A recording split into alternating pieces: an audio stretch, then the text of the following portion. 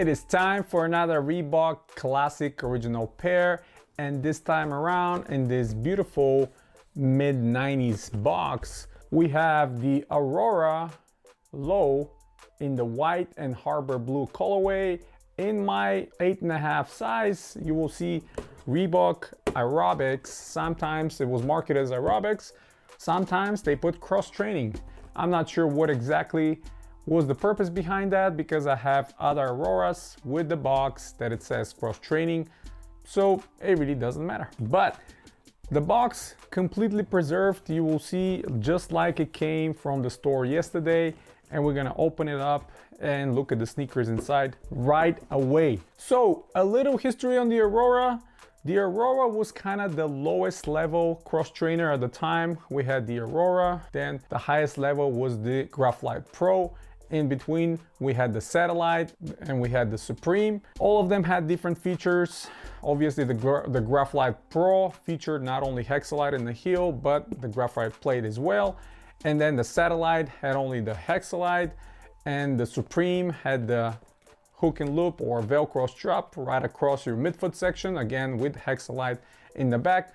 But the Aurora was the one without Hexalite, without any fancy tech. It featured a very soft Polylite foam, which even today is completely usable. You can wear them, no problem. The only issue you might face is sole separation, but again, that can be fixed with some glue with no problem. Just keep in mind, as much as you squeeze that midsole, it will never crumble, it will never deteriorate. And this one comes with one of my favorite tags at the time. The world's greatest athletes wear Reebok, and you will see we have on the tag first generation Graphite Pro.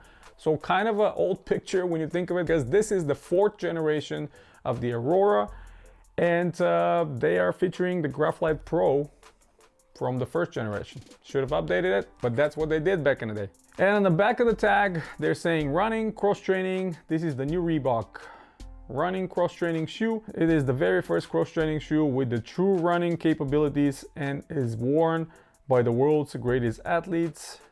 Tag from 1992, model from late 93, 94. Again, 4th generation of the Aurora. And let me lift up the other one so you can see we have a stitched vector logo on the side, predominantly white upper. And speaking of the white upper, the toe box, we have a genuine leather and the rest of it is synthetic. And even some of the higher level versions of the shoe feature the same attributes. A lot of companies, well, most of the companies did that back in the day. They put genuine leather where it belonged and where it needs to be on the toe box, and the rest of the shoe they could use synthetic materials or mesh or other things. But where it really matters is your toe box. Most companies don't do that anymore for some reason, obviously monetary reasons, but it is what it is. We have multiple vector logos all throughout the shoe. On the tongue we have a vector patch, on the back we have Reebok and the vector, on the lateral side we have the one on the upper stitched in, and Reebok plus the vector logo right on the midsole. You will see it, the tone is very nice and puffy, thick. Even for the lowest level shoe, these were comfortable. These were super comfortable, very soft and very responsive.